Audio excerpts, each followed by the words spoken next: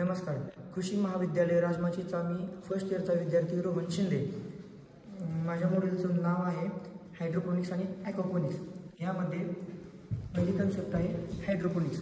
Hydroponics म्हणजे फक्त पाण्यावर केली जाणारी शेती, म्हणजेच बिना मातीची केली जाणारी शेती.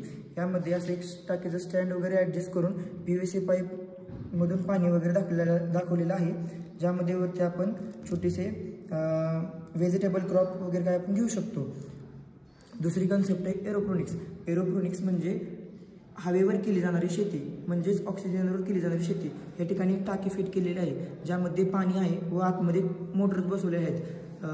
मोटरच्या पंत्या फिरल्या की ऑक्सिजन तयार होईल आणि ऑक्सिजनवर केली जाणारी शेती. हा पण हायड्रोपोनिक्सचाच प्रकार आहे, ज्यामध्ये आपण नारळाच्या केसरांपासून कोकोपीट बनवतो व त्याच्यात आपण हे धान्य वगैरे उगवून आणू शकतो. दुसरी कन्सेप्ट आहे या ठिकाणी पोल्ट्री, काव प्लस गोट. आपण तिन्ही एका शेडमध्ये पाळू शकतो. प्रत्येकाला वेगवेगळं शेड बनवायचं म्हणलं तर त्याला खूप खर्चही येऊ शकतो व आपली जागाही जाऊ शकते. त्यामध्ये आपण सर्वप्रथम वरच्या बाजूला या ठिकाणी शेळ्या पाळतो. जे आपण शेळ्यांना खाद्य वगैरे टाकतो ते खाद्य खाली पडते, शेळ्यांची विष्ठाही खाली पडते. त्याच्यावरतीच खाली आपण पोल्ट्री जगते, सर्वाईव्ह करते त्याच्यावर पोल्ट्री. तसेच पोल्ट्रीपासून जे आपल्याला मिळणारं कोंबडी खत आहे ते आपण इथे शेतात वगैरे वापरू शकतो. म्हणजेच आपल्याला बघायला गेलं तर सध्याला केमिकल्स वगैरे वापरून शेती खूप कॉन्टॅमिनेटेड होत आहे. म्हणून आपण एक ऑर्गॅनिक फार्मिंग करायचा देखील योजना सुरू केलेली आहे. या बाजूला आपण काव फार्मिंग घेतो. कावपासून जे शेण वगैरे मिळतं ते शेण आपण शेतात तर वापरतो, तसेच आपण वर्मी कंपोस्ट देखील बनवतोय.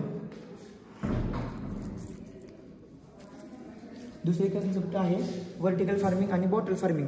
यामध्ये व्हर्टिकल फार्मिंग करण्याचं उद्दिष्ट म्हणजे सध्या बघायला गेलं तर वाढत्या जमिनींच्या किमती आणि तसेच फ्रॅगमेंटेशन, जमिनीचे खूप तुकडे होत आहेत वाढती लोकसंख्येमुळे. म्हणून जमीन घ्यायला शक्यतो परवडत नाही.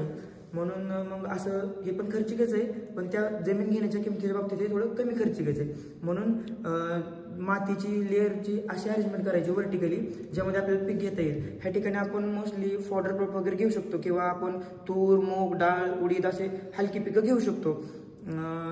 दुसरी कन्सेप्ट आहे न्यू ॲग्रिकल्चर. न्यू ॲग्रिकल्चर म्हणजे आता जर का आपण अशा पद्धतीने स्प्रेअर वगैरे बसून पाणी द्यायचं म्हणलं तर झाडाच्या मुळाशी जागेला आपण पाणी देऊ शकतो.